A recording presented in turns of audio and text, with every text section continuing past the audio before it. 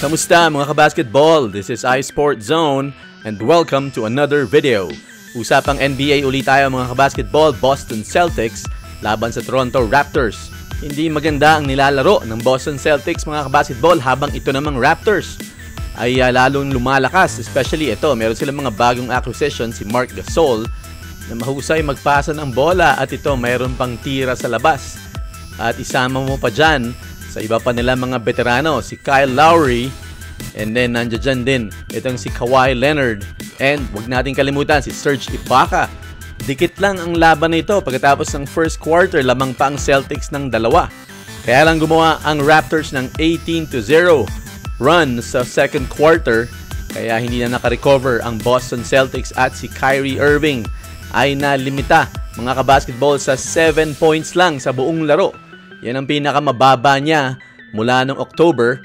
At nandito pa nga pala si Jeremy Lin, kasama na rin sa lineup ng Toronto Raptors.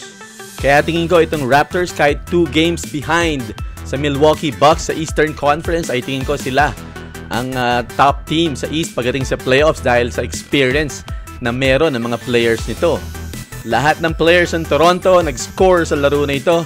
At ayan, napatulala na lang itong si Kyrie Irving. Pero mga kabasketball, nung nakaraang weekend, sabi ni Kyrie Irving na kahit daw ganito sila ay wala raw makakatalo sa kanila pagdating sa isang 7-game series.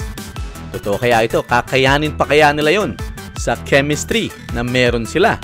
Isulat lang ang inyong mga reaction or comments sa ibaba. Like or share this video and don't forget to subscribe to this channel. This is iSport Zone.